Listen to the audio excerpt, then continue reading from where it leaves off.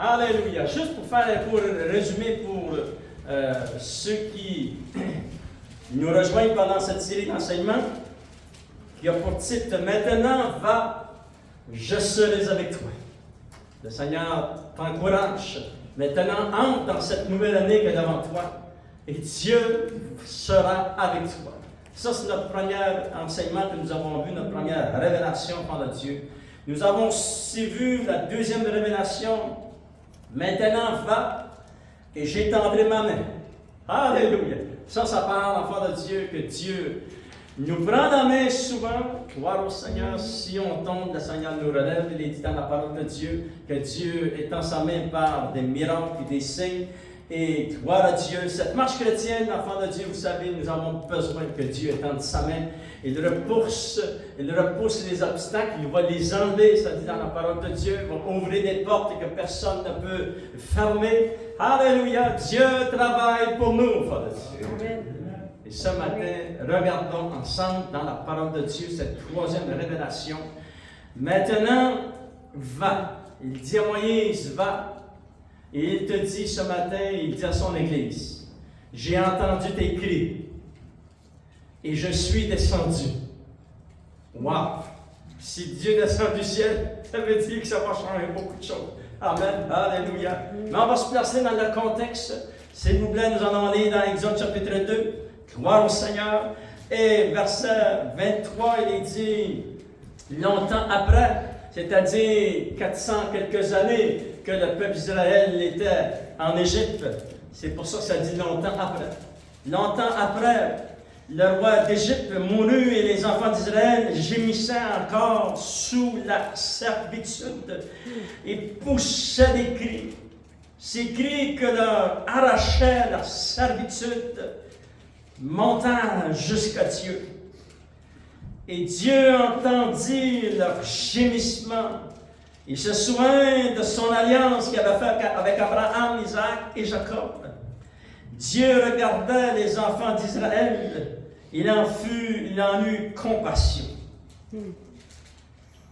Et entre-temps, Moïse, Dieu va placer dans son cœur, prends soin des brebis de ton beau-père, viens prendre une marche vers cette montagne. Et Moïse, lorsqu'il était près de la montagne, il vit le buisson qui était tout en feu. Mais il a réalisé que ce n'était pas un feu ordinaire. Regardez, enfant de Dieu, au verset 2, il dit, l'ange de l'Éternel lui est apparu dans une flamme de feu, au milieu d'un buisson. Et Moïse regarda et voici le buisson était tout en feu, le buisson ne se consumait point. Et Moïse dit, je veux me détourner pour voir quelle est cette grande vision et pourquoi le buisson ne se consume point. Et l'Éternel vit et il se détourna pour voir. Et Dieu l'appela du milieu du buisson et lui dit, Moïse, Moïse. Et Moïse répondit, me voici. Et là, sa respiration a presque arrêté. Il y a une voix qui est sortie de ce buisson, c'était l'ange de l'Éternel qui parlait. Et Dieu dit à Moïse, n'approche pas d'ici, ôte tes souliers de tes pieds, car le lieu sur lequel tu te tiens est une terre sainte. Il ajouta, je suis le Dieu de ton père, le Dieu d'Abraham, le Dieu d'Isaac et le Dieu de Jacob. Et Moïse se cacha le visage, car il craignait de regarder Dieu. Et Dieu dit, j'ai vu la souffrance de mon peuple qui est en Égypte, et j'ai entendu leurs cris que lui font pousser ses oppresseurs, car je connais ses douleurs, et je suis descendu pour le délivrer de la main des Égyptiens, et pour le faire monter de ce pays, c'est-à-dire les faire sortir du pays de l'Égypte et les emmener dans un bon et vaste pays où coule le lait et le miel, dans les lieux qu'habitent les Cananéens, les Hétiens, les Amoréens, les Phérésiens et les Éviens, les Jubistiens. Voici les cris d'Israël sont venus jusqu'à moi et j'ai vu l'oppression. Voyez-vous tous les mots qui sont utilisés, l'oppression, les douleurs, gémissements. Il est dit, enfant de Dieu, Dieu dit à Moïse, maintenant va, je t'enverrai auprès de Pharaon, et tu feras sortir d'Égypte mon peuple, les enfants d'Israël. Seigneur, nous voulons te remercier. La parole de Dieu puissante, elle est glorieuse. Tu l'as écrite pour nous, Seigneur, nous sert de témoignage de tout ce que nous lisons dans les Saintes Écritures.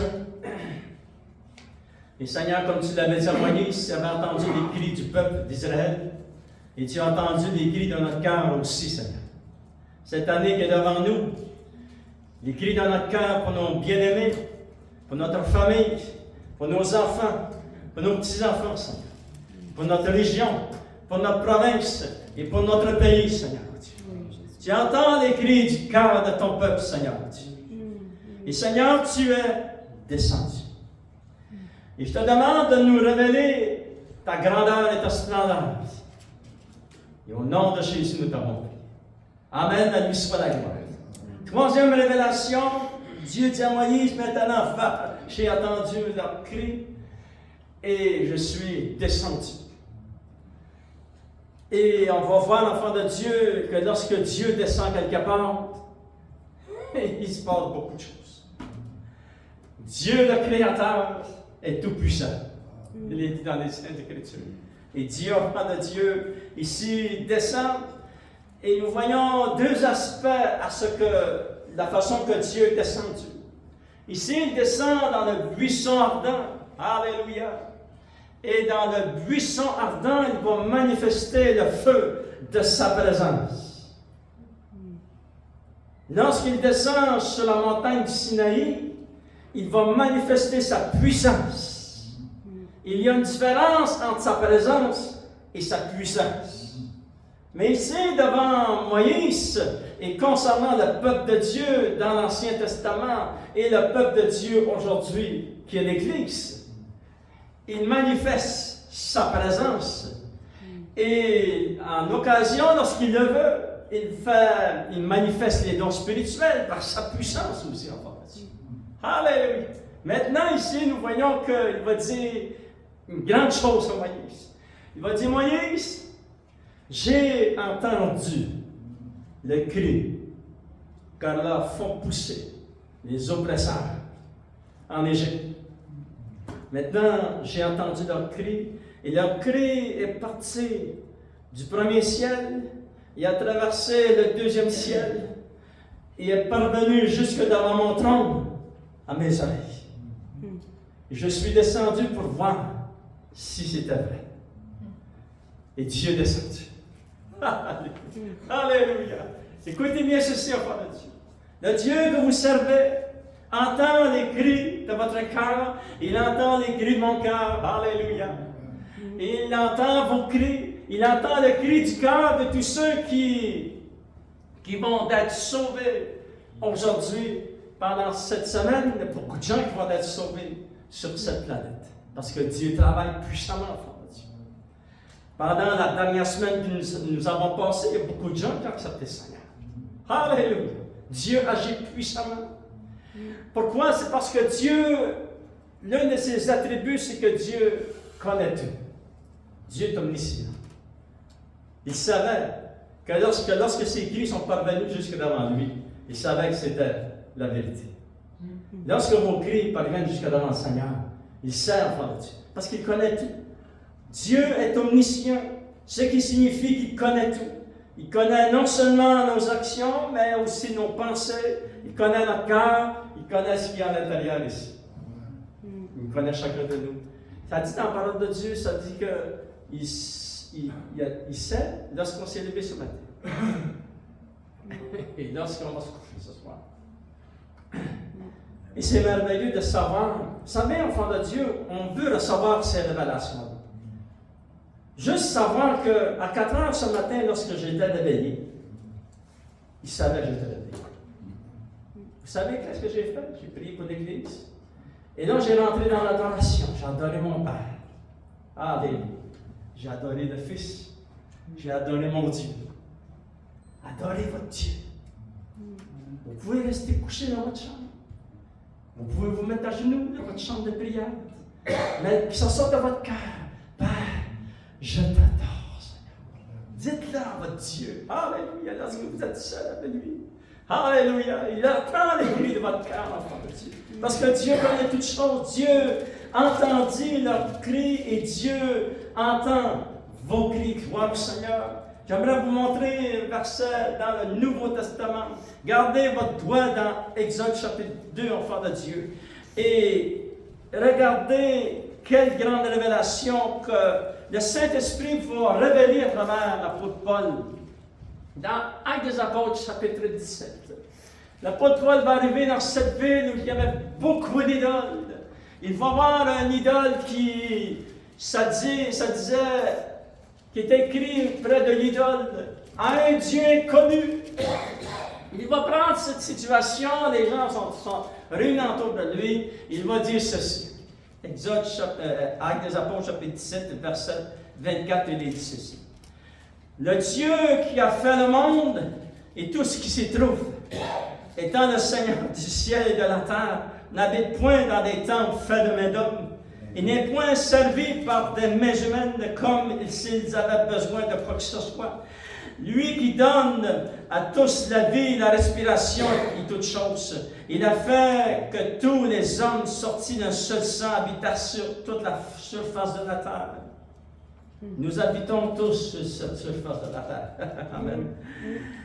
Ayant déterminé la durée et la borne de leur demeure, il a voulu qu'ils cherchassent le Seigneur et qu'ils s'efforçassent de le trouver en tâtonnant, bien qu'il ne soit pas loin de chacun de nous. Car en lui, nous avons la vie, le mouvement et l'être. Regardons, enfants de Dieu, juste pour quelques secondes, la révélation qu'il y a ici. Dieu m'a témoigné, je suis descendu, j'ai entendu leur cri. Dans le Nouveau Testament, il y a eu un changement majeur que Jésus a accompli. Et Dieu va révéler à l'apôtre Paul, il nous révèle à nous aussi, regardez, Dieu n'est pas loin de chacun de nous, parlant des chrétiens, mais parlant aussi de tous les gens qui sont sur la terre. Il dit, vous vous forcez de le chercher en tâtonnant, mais il est si près de vous. Et nous l'avons découvert, enfant de Dieu. Lorsque le Saint-Esprit est venu dans votre cœur, lorsque vous avez crié à Dieu, il n'était pas loin. Lorsque je lui ai dit, j'ai dit à Dieu, je te donne ma vie, Seigneur. Et je ne la prendrai pas, Seigneur. Il n'était pas loin. Il était juste là, à fraction de seconde. La puissance de Dieu et le Saint-Esprit plus sur moi. Il n'était pas loin. Il n'est pas loin. Il n'est pas loin de vous.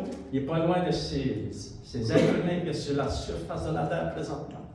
C'est juste, crions à lui. Il entend les cris de notre cœur, enfant de Dieu. Alléluia.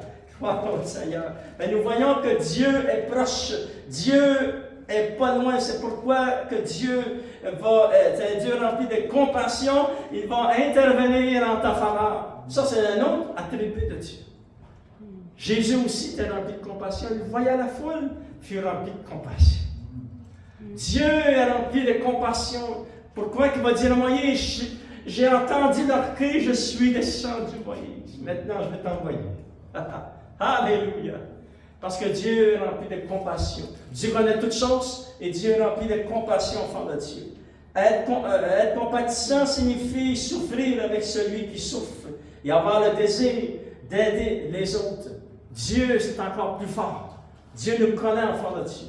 Son cœur est rempli de compassion. Alléluia. Et même après que tu es sauvé. Amen. Parce que des fois, on oublie, oui, Dieu a eu compassion de moi avant que je sois sauvé, mais aussi après. Amen. Dieu a compassion de nous. Mais Dieu va révéler à Moïse, j'ai entendu leurs cris et leurs douleurs. Vous savez, dans ce monde dans lequel nous sommes, il y a beaucoup de cris, beaucoup de douleurs. Beaucoup de monde qui souffre. Crions à Dieu pour eux, s'ils ne peuvent pas le faire. Qu'un jour, eux aussi puissent venir à la connaissance de la vérité. Et criez vers votre Dieu afin vous allez découvrir ses compassions. Vous allez découvrir comment Dieu est près de vous, en fait. Deuxième chose que Dieu dit à Moïse. Maintenant, Moïse, première chose, j'ai entendu leur cri, parce que je suis rempli de compassion. Dieu est rempli de compassion. Et il rajoute ceci. Maintenant, Moïse, je suis descendu. Ouh! Alléluia! C'était tellement fort ce que Moïse a vécu. Vous avez gardé votre doigt dans Exode chapitre 2. Ça dit dans Exode chapitre 3, regardez ce que ça dit, enfant de Dieu. C'était tellement fort que lorsque le Seigneur est descendu dans le buisson ardent, le buisson était en flamme de feu, c'était la présence de Dieu, alléluia, mais elle se consumait point. Et Moïse était sur la montagne avec son Dieu, amen, alléluia. Vous savez que cette expérience qu'il vit ici, il est rendu à 80 ans. C'est quelque chose. Mais, gloire à Dieu. Et cette expérience que Moïse vit, et cette puissance de Dieu, cette présence qui est manifestée, va traverser le désert, il va parvenir jusqu'aux oreilles du frère de Moïse et de la famille de Moïse et du peuple de Dieu qui était en Égypte. Elle a dit, pasteur, où c'est écrit? Regardons dans Exode chapitre 4, il dit ceci. Alléluia! Exode chapitre 4. Excusez, pas Exode chapitre 4. Oui, c'est Exode chapitre 4. Excusez. Verset 27. Écoutez bien ceci. C'était tellement fort que Dieu descende sur la montagne parce que ce n'était pas tous les jours que Dieu descendait.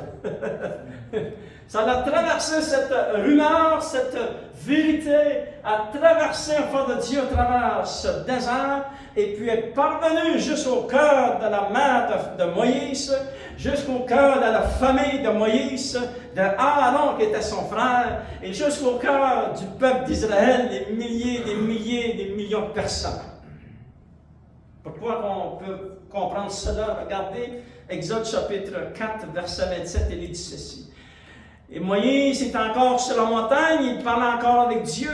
Et Dieu va lui dire ceci, l'Éternel dit à Aaron, va dans le désert au-devant de Moïse. Et Aaron partit, il rencontra Moïse à la montagne de Dieu. Et il le baisa. Probablement que Moïse est resté plusieurs jours sur la montagne. C'est-à-dire que ce n'est pas tous les jours que Dieu descend. Et il y avait tellement d'excitation parmi le peuple d'Israël en Égypte. Ils ont entendu parler que Moïse avait été visité par Dieu. Dieu est descendu sur la montagne. Alléluia. Et Dieu va placer dans le cœur d'Aaron, c'était le frère de Moïse. Et vous savez que Moïse a été élevé aussi en Égypte, mais il n'était pas dans la même maison. Il était dans la maison des rois. Aaron, toute sa famille, la mère de Moïse, et toute la famille, les frères et les sœurs étaient dans un autre endroit. Mais ici, enfant de Dieu, la rumeur et la puissance et l'événement qui, lorsque Dieu est descendu, était tellement fort que ça s'est parvenu jusqu'à eux. Parce qu'il n'y avait pas de cellulaire. On ne peut pas envoyer un texto. Les satellites n'existaient pas. Mais c'est parvenu jusqu'à eux. Alléluia. Et là, enfant de Dieu, Dieu va placer dans le cœur d'Aaron. Va voir ton frère. Il est sur la montagne. Où est-ce que je l'ai rencontré? Et lorsque Aaron va arriver, ça dit, enfant de Dieu, il faut le lire ensemble. L'Éternel dit à Aaron, va dans le désert, c'est-à-dire au-devant de Moïse, au moins 3 jours de marche que Aaron a fait pour se rendre à Moïse. Aaron partit, il rencontra Moïse à la montagne de Dieu et il l'embrassa. C'était plus le même homme.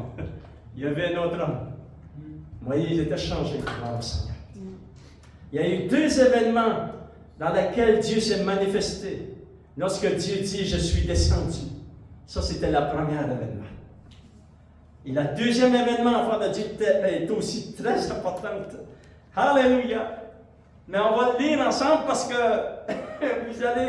on veut voir ce qui s'est passé, pourquoi Dieu a permis que que ce soit une telle intensité, la deuxième manifestation de Dieu sur la montagne.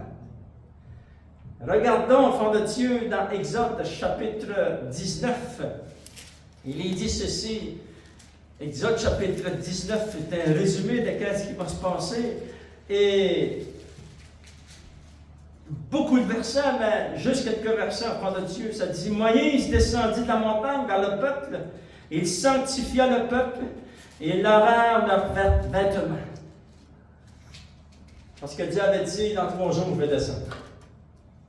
Mais cette fois-ci, il va descendre d'une autre façon. Ça dit, Moïse descendit de la montagne, alla vers le peuple, et il dit au peuple, soyez prêts, dans 3 jours, ne vous approchez d'aucune femme. Fait qu'il parle aux hommes, parle aux femmes.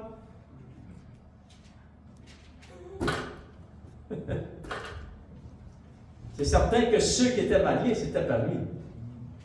Mais ceux qui n'étaient pas mariés, attendez. Dieu va descendre. C'est ça qu'il est en train de leur dire.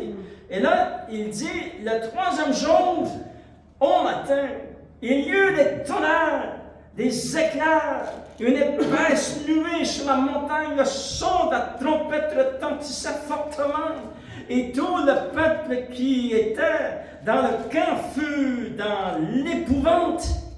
Et Moïse fit sortir le peuple du camp à la rencontre de Dieu. Ils se placèrent au bas de la montagne. Et la montagne de Sinaï était toute en fumée parce que l'Éternel était descendu au milieu du feu. Cette fumée s'élevait comme la fumée d'une fournaise et toute la montagne tremblait avec violence. Regardez chapitre 20, verset 18. Tout le peuple entendait les tonnerres et le son de la trompette. Il voyait les flammes de la montagne fumante.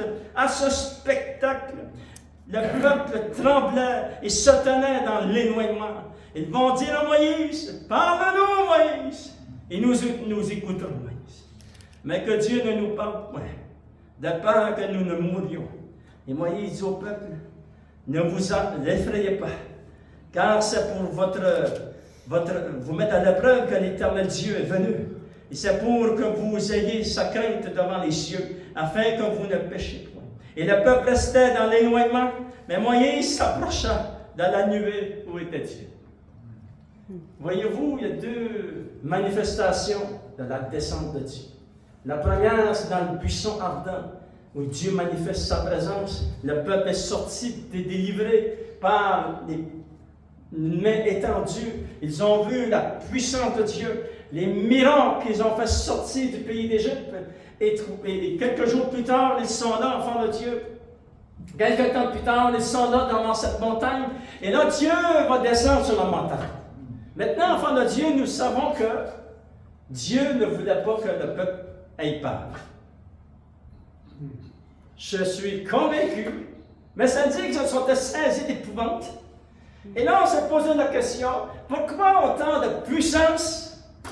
Pourquoi le feu de Dieu était tellement intense? Est-ce que ça se pourrait qu'un message est envoyé pour les nations alentours du peuple d'Israël?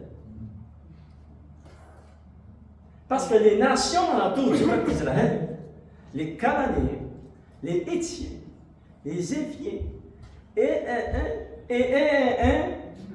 sont probablement assez proches du peuple d'Israël. Lorsque Dieu descend sur la montagne pour leur dire, ah, je suis ici, et je vais protéger mon peuple. Parce que nous savons que lorsque vous lisez Cananéens, Éviens, Héthiens, Jébusiens, etc., ce sont tous des nations de la descendance des géants.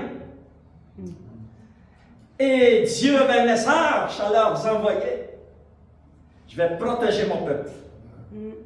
Touchez pas mon peuple. Fait que le message était un peu pour le peuple, mais c'était encore plus pour eux autres. Alléluia. Et là, on s'est posé la question, enfant de Dieu. Et nous, aujourd'hui, comment Dieu se manifeste-t-il? Dieu entend nos cris et comment Dieu a-t-il descendu? Vous avez, c'est écrit dans Hébreux chapitre 12 et vous devez voir ces versets parce qu'il y a eu des changements. puissant que Dieu a permis à travers son Fils. Et tout cela a commencé à Golgotha. Regardez les changements majeurs que Dieu a fait en faveur de Dieu. C'est pour ça que l'Église d'aujourd'hui, l'Église du Seigneur Jésus peut venir et entrer dans le sanctuaire de Dieu, louer l'Éternel Dieu parce qu'il y a eu des changements majeurs. On va lire ensemble dans Hébreux chapitre 12. Alléluia. Wow. C'est bon la parole de Dieu. Amen. Alléluia. Regardez ceci. Hébreux chapitre 12, verset 18 et 16. Vous ne vous êtes pas approchés d'une montagne qu'on pouvait toucher et qui était embrassée par le feu, ni de la nuée, ni des ténèbres, ni de la trompette. Voyez-vous? Ça parle de quoi? Ça parle de l'expérience que Moïse et le peuple ont vécu dans le désert. Et ça dit ni du retentissement de la trompette, ni du bruit des paroles, tels que ceux qui l'entendaient demandèrent qu'il ne leur fût adressé aucune de plus, car ils ne supportaient pas cette déclaration. Si même une bête touche la montagne, elle sera lapidée. Et ce spectacle était si terrible que Moïse dit, je suis épouvanté, et tout tremblait. Vous avez une Bible dans vos mains? Remercions le Seigneur. Que lorsque vous pouvez la lire, vous n'entendez pas la voix de Dieu. Vous l'entendez d'une façon parce que le Saint-Esprit vous parle. Mais ça a tout été changé à cause de Jésus. Regardez ceci. Mais vous vous êtes approchés de la montagne de Sion, de la cité du Dieu vivant, de la Jérusalem céleste, des myriades qui forment le corps des anges, et de l'assemblée des premiers-nés inscrits dans les cieux, du juge qui est le Dieu de tous les esprits et des justes parvenus à la perfection, de Jésus qui est le médiateur de la nouvelle alliance et du sang de l'aspersion qui parle mieux que celui d'Abel.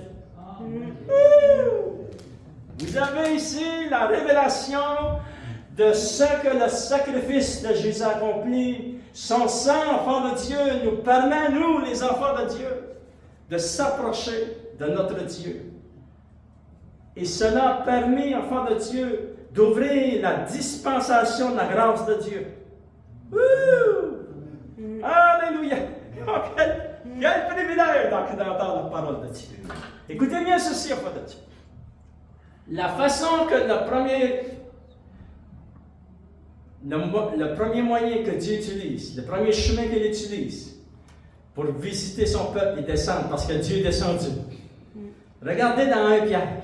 Ça dit, enfant de Dieu, dans 1 Pierre chapitre 2, verset 11 jusqu'au verset 12, vers la fin du verset 12, ça dit « Et glorifie Dieu au jour où il les visitera. »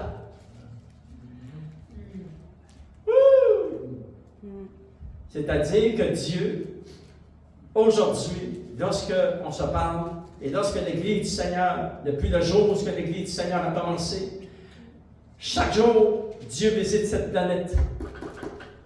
Et un jour, il vous a visité, vous. Il vous avait dit oui. Et cette semaine, il va visiter des gens. Il va les toucher. Il va essayer de les convaincre de justice, de péché, de jugement.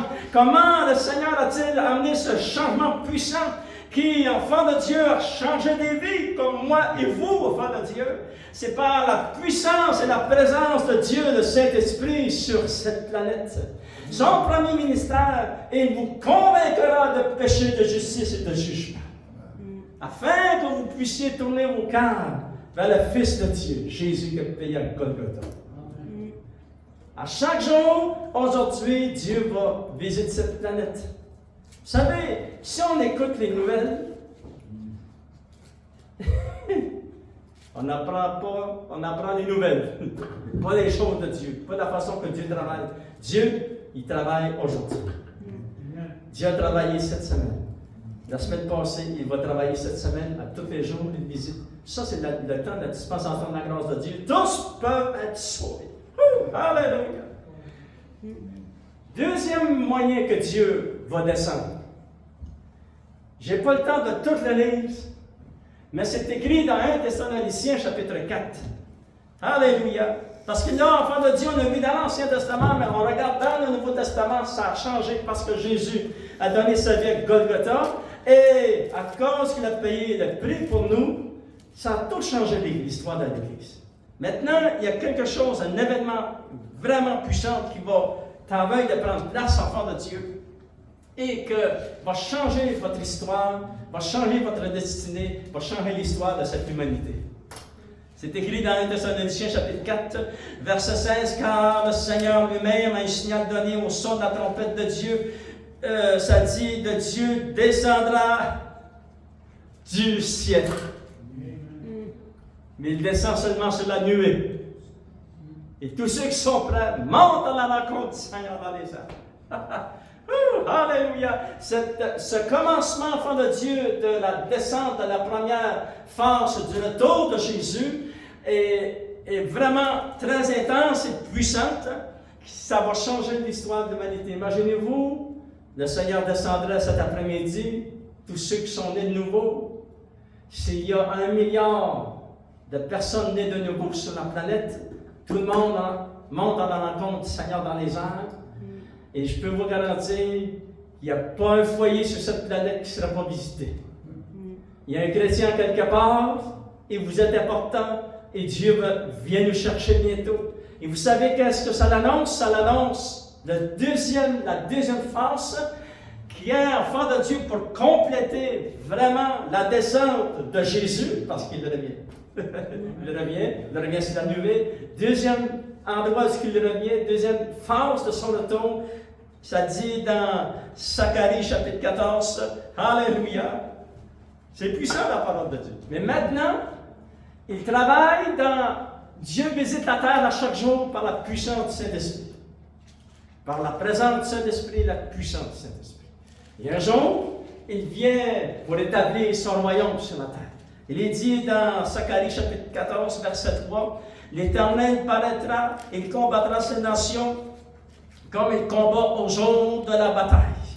Et ses pieds se poseront en ce jour sur la montagne des Oliviers à Jérusalem.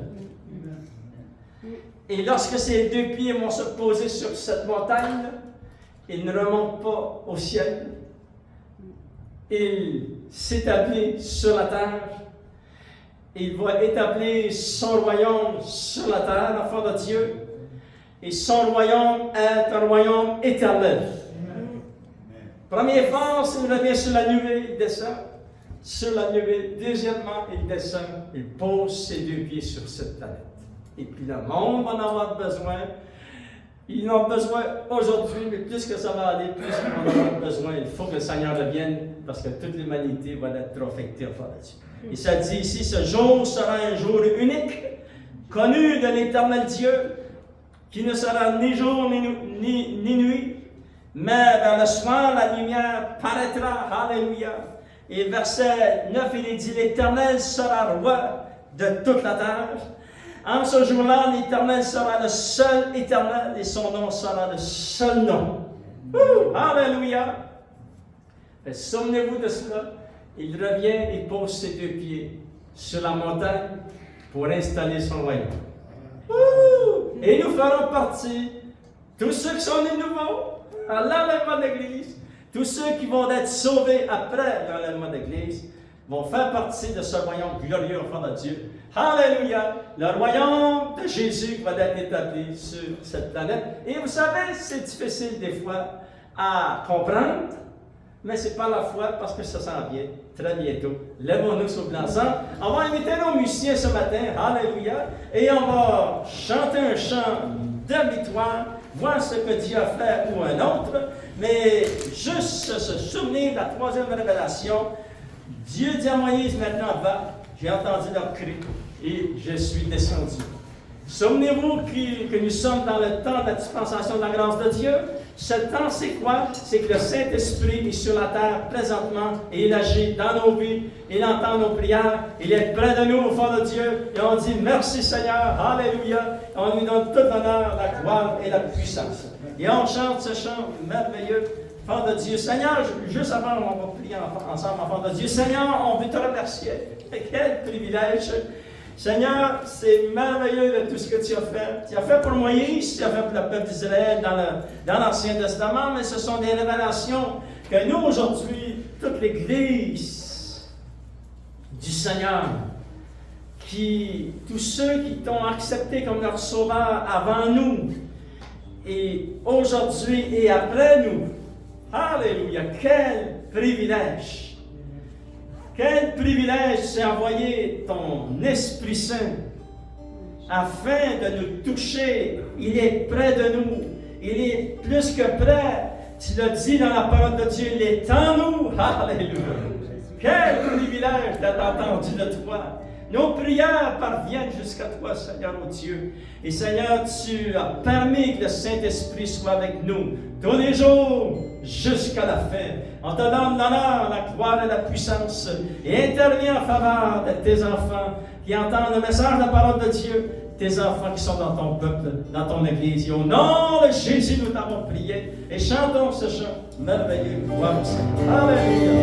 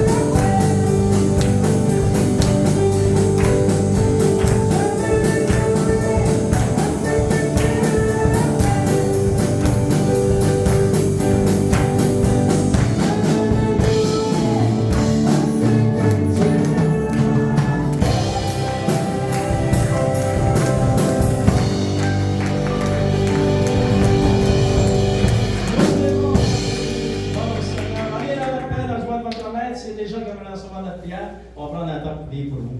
Gloire au Seigneur.